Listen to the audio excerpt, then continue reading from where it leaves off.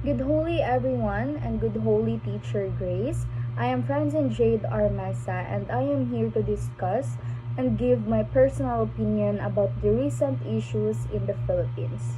Honestly, before I went to college, I am not really interested about the government issues as well as the politics or the botohan. But now I understand where did the anger came from and paano nila ito na-build up, paano na-build ng mga tao yung mga anger nila ngayon. It is sad knowing that the people who are obliged to protect our country, also us, are also the people who are in chaos right now. And seeing them, hindi ko alam if saan ba nanggagaling yung problem na yon, or siguro is nasa sarili talaga nila yung problema. In my very own opinion, they should be fair, especially sa batas ng Pilipinas, that kung meron kang kasalanan, you should not run for it. You should not, hindi mo dapat iniiwasan yung mga kasalanan mo. But, you really need to face all the consequences. Hindi yung ikaw pa yung nagagalit. Because we are all under this law. We are all obliged to follow the law of the Philippines.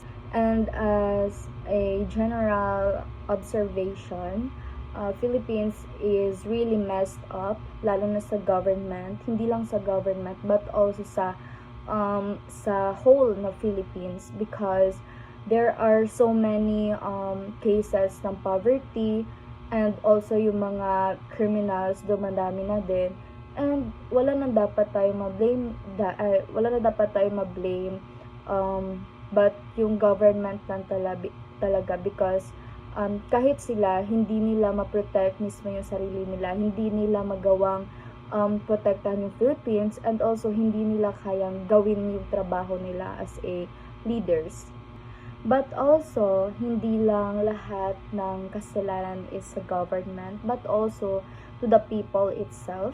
Because to the people of our country, because hindi lahat ay marunong mag-vote ng wisely. There are people who are voting this person because sikat or dahil mas kilala nila ito kaysa sa mga nagbibigay ng maayos na plataforma. For me, voting a politician or a leader that are known by name, and also voting them because you are convenient is not really working, and a very big mistakes. We should always look for the best. We should always study about their platforms, and also we should know them critically. As an educator and a witness of this very big chaos that is happening in the Philippines, I would like to share in my class on of what is happening in the Philippines, or what are the negative side of the government, for them to learn how to vote wisely, for them to be aware on how cruel our society, our government is, and for them to be informed that they should always look up. They should always look at the screen, look at the TV, look at the news, for them to be aware on how to vote, how to choose a good and responsible leader in the future.